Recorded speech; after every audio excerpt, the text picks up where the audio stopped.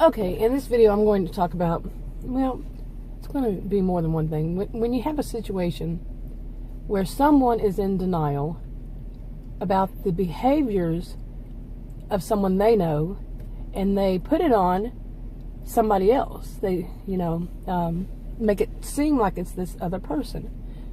Yeah.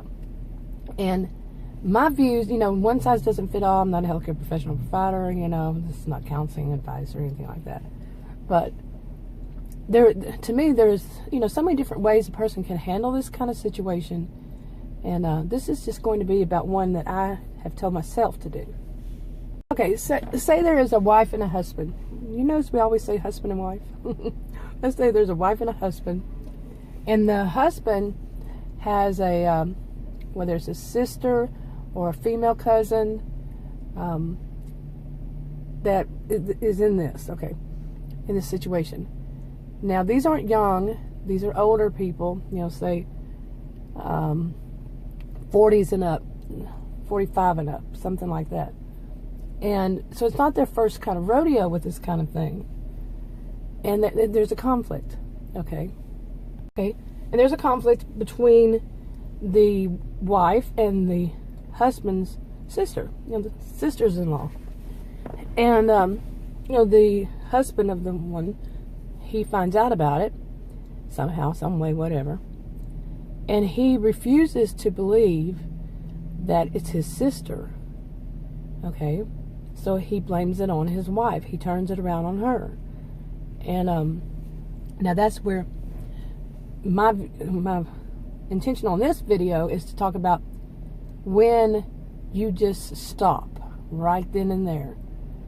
However he found out, if you told him or, you mentioned to him that there was a disagreement or whatever, or the other person, in this case, his sister, we're to say, to bring it up to him and big drama, kind of wanting the drama from it, either way. But once he finds out and his response is that, what I'm going to talk about in this one is, after that moment, just let it happen. Don't tell him anything, I wouldn't suggest telling him anything in the first place, but I'm not here to give advice. But don't say anything. Don't, lie all the time, but just do the whole thing of, gray rock. You're not giving them anything, either one of them. You're not acting like you hate the person. You're not acting like you're angry with the person. Nothing. You're just gray rocking it, And then also do your version of no contact. Now, in this kind of situation, maybe you can't go no contact, total no contact, because, your husband is in denial here, and that can cause more problems for you in your relationship with him. But do your own version, be conveniently not available, for this kind of drama to begin with, to happen in the first place. Now, it can be a situation where his sister is staying with you for, say, a month. Maybe she's having something done in her house, and she needs somewhere to stay for a month, and she's staying with you two, the two of you. And that music, I'm telling you. Okay, sorry about that. That was two people, and it's like right after 7 in the morning that drove up blaring music. It was banging. But anyway, in a situation where that person, the sister-in-law is staying with you, the couple, or, that's difficult if they're having a problem, for them to avoid it, to be no contact. But anyway, back to that part. So, the wife, in my view, that's what I'm telling myself, is just to not say anything. Do not say anything at all. Okay, because my personal experience is that if, in that kind of case, like when there's somebody who wants all the attention, like this would want all the attention from her brother, the kind of histrionic type, the narcissistic type. I personally think it's more narcissistic, histrionic. Wants all that attention and goes to any length, starts fights with his wife and all that. that person is going to continue. That person is not going to ever stop with this, and it's going, that person is trying to actually break up whatever kind of relationship it is, like husband and wife. She's trying to break them up because she wants all the attention on her. And this usually attention, it could be money, that the brother would have. Yeah, that can happen. And so she's not going to stop. But my view is the wife should stop. The wife should not say anything, and I know that's really, really difficult. It's kind of like that cartoon many of us might remember from years ago, where I think it was a bear. It was a bear cartoon would scream in a sack. You couldn't hear it screaming in the sack, but it would scream in a sack, close the sack, run up a bag, and run up a mountain and open the bag, and then the scream would come out of the bag. And that's, to me, I think a lot of people say, well, it's really not healthy. But sometimes it's all that can happen. All you can do is to postpone your negative feeling to let it out. And there are all kinds of theories about that, let me tell you. Why it's bad, why it's good, why it shouldn't be done, why it should, on and on. Okay, now my thought on this is, and I could be very wrong, probably, very wrong, but with the wife being quiet, not saying anything, not putting out any bad, negative, which is not really negative, it's just truly what's going on, feelings or emotions about her sister-in-law, or say anything on what her sister-in-law does, because they're going to continue doing things. Once she just stops, once she does the whole gray rock, the low contact as she can, not saying anything, just keeping that, gray rock face, all. What's really going to unfold from that moment on is that histrionic is going to want attention really bad, and she's going to get it from her brother.